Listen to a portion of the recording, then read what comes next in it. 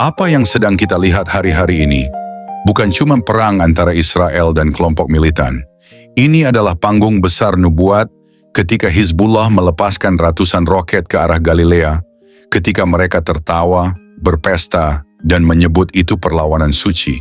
Sesungguhnya mereka sedang menari di atas kubur mereka sendiri.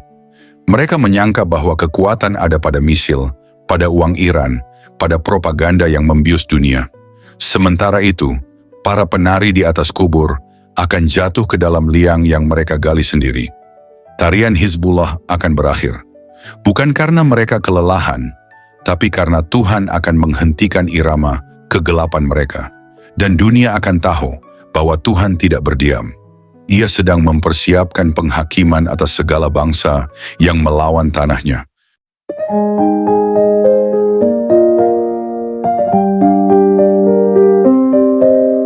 Shalom saudara-saudari terkasih dalam Kristus. Hizbullah bukan sekadar kelompok militer, bukan sekadar pasukan bayangan yang bergerak dari Lebanon. Mereka adalah manifestasi dari roh perlawanan kuno terhadap rencana Allah. Roh yang sudah bekerja sejak zaman Babel, roh yang sama yang memimpin bangsa-bangsa menyerang Yerusalem dalam setiap generasi. Roh ini tidak mati, ia berpindah dari kerajaan ke kerajaan, dari Babel ke Persia, dari Yunani ke Romawi, dan sekarang bersemayam di balik lambang-lambang ideologis seperti Hizbullah dan Hamas. Mereka memakai nama agama, tapi mereka sesungguhnya bukan memperjuangkan Tuhan, mereka memerangi Tuhan. Mereka tidak sedang membela rakyat, mereka sedang mencoba menghapus warisan Abraham. Seperti yang dikatakan di dalam Zakharia 12 ayat 3. Maka pada waktu itu, aku akan membuat Yerusalem menjadi batu untuk diangkat bagi segala bangsa. Siapa yang mengangkatnya pastilah mendapat luka parah. Segala bangsa di bumi akan berkumpul melawannya. Setiap bangsa, setiap kelompok, setiap organisasi yang mencoba mengangkat Israel untuk menghancurkannya akan tercabik sendiri. Hizbullah sedang bermain-main dengan beban yang terlalu berat bagi manusia, dan mereka akan hancur di bawahnya.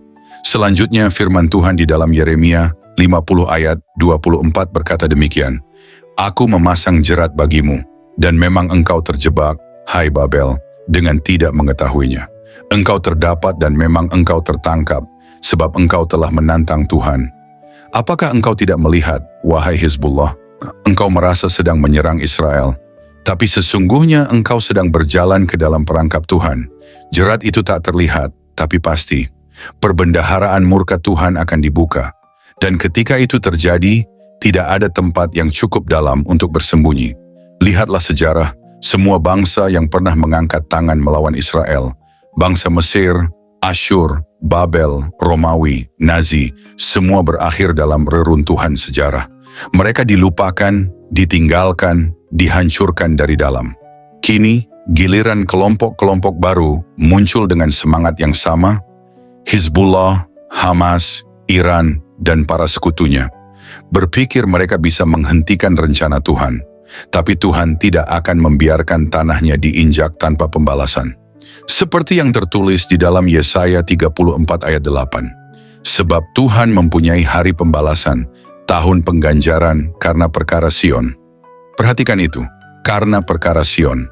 Artinya, setiap kejahatan yang dilakukan terhadap Israel, setiap roket yang dilempar ke Galilea, setiap anak Yahudi yang dibunuh, Tuhan menghitungnya. Dan akan tiba saatnya Tuhan akan berkata, sekarang cukup. Hari pembalasan itu tidak akan datang dengan suara ledakan, tapi dengan kematian perlahan atas sistem-sistem jahat yang menari di atas darah. Israel akan tetap berdiri. Yerusalem tidak akan dihapus dari sejarah. Tanah perjanjian akan tetap berada di tangan yang ditetapkan Tuhan. Sementara itu, para penari di atas kubur akan jatuh ke dalam liang yang mereka gali sendiri. Tarian Hizbullah akan berakhir, bukan karena mereka kelelahan, tapi karena Tuhan akan menghentikan irama kegelapan mereka. Dan dunia akan tahu bahwa Tuhan tidak berdiam. Ia sedang mempersiapkan penghakiman atas segala bangsa yang melawan tanahnya. Mereka akan berkata, kami berjuang demi kebenaran, tapi kebenaran tidak akan mengenal mereka. Karena kebenaran sejati ada di sisi Tuhan, dan Tuhan ada di tengah umatnya.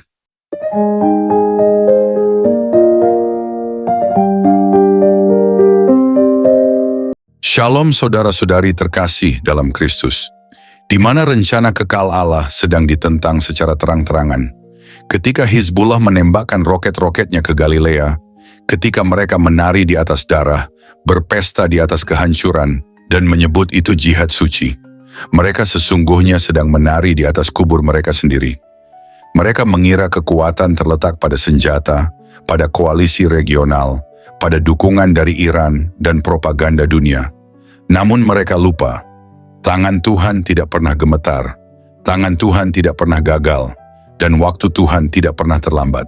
Firman Tuhan dalam Zakharia 12 ayat 3 telah memperingatkan, Yerusalem akan menjadi batu pemberat bagi segala bangsa. Siapa yang mengangkatnya akan terluka parah.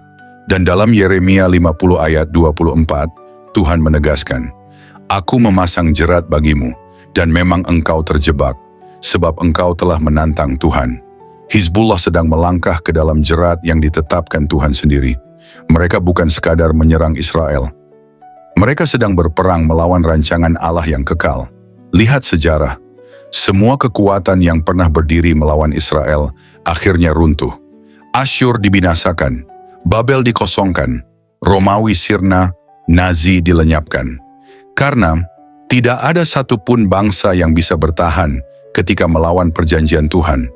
Dan kini, Hizbullah, Hamas, Iran, serta setiap kekuatan yang mengangkat tangan untuk menodai tanah perjanjian, sedang berjalan di jalan yang sama, jalan menuju kehancuran. Yesaya 34 ayat 8 berkata, Sebab Tuhan mempunyai hari pembalasan, tahun pengganjaran karena perkara Sion. Hari pembalasan itu bukan dongeng. Itu realitas profetik yang akan datang seperti banjir dan tidak ada yang dapat menghentikannya.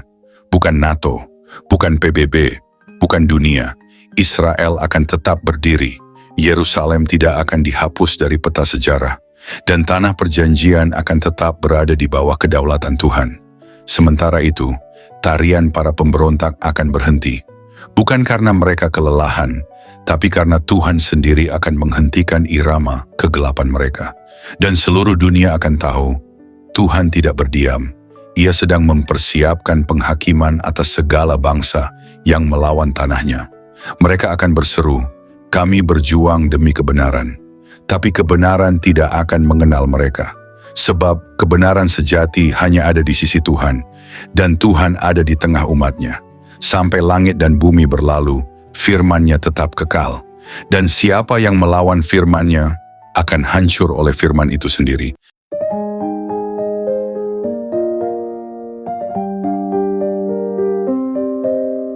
Mari kita berdoa. Kami bersyukur Tuhan Yesus, bersyukur kepadamu, Bapa, oleh karena firman-Mu yang sudah kami dengar pada saat ini. Dalam pergumulan kami, kesusahan, penderitaan, dan keadaan apapun yang kami alami, kami sungguh yakin dan percaya bahwa Engkau, Tuhan, sanggup menyelesaikan semuanya bagi kami. Kami datang kepadamu dengan segala kekuatan dan kelemahan kami, menyerahkan semuanya kepadamu, karena kami percaya Engkau berdaulat. Engkau punya otoritas untuk menolong kami, membela kami, dan menyelesaikan segala sesuatu bagi kami. Engkau adalah Bapa yang baik, yang selalu memperhatikan anak-anak-Mu. Engkau mengerjakan semuanya karena kasih-Mu kepada kami. Terima kasih Tuhan untuk kasih, kebaikan, belas kasihan, rahmat-Mu, pimpinan, dan penyertaan-Mu dalam hidup kami. Pertolongan-Mu nyata dalam kehidupan kami. Kami bersyukur Tuhan, berkati kami sepanjang hari ini dalam segala aktivitas kami, studi, pekerjaan, usaha, pelayanan, dan segala hal yang kami lakukan. Pimpin kami dan jadikan kami berkat sehingga nama-Mu dipermuliakan. Kami berdoa bagi setiap saudara kami yang sedang dalam keadaan sakit. Kami percaya akan kuasa pemulihan dan pertolongan-Mu. Bagi setiap yang sedang bergumul dengan persoalan hidup, lawatlah ya Tuhan dan nyatakan kuasa-Mu.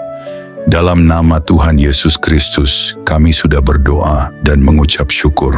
Amin.